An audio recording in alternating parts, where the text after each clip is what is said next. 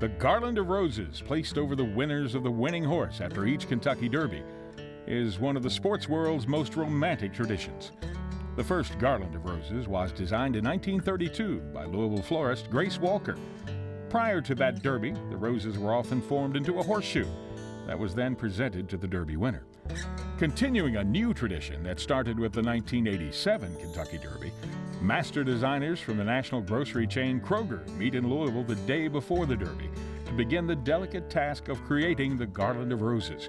The entire 10 to 12-hour process is a public event scheduled at a specially chosen Kroger location for all to see and appreciate.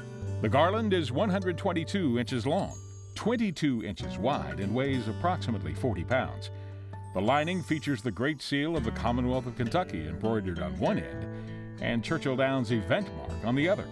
More than 400 Freedom Roses are placed on the garland.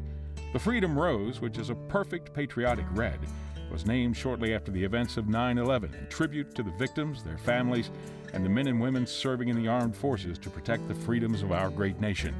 To complete the design, custom-made ribbons are tied to fronds at each end and to the crown of roses at its center.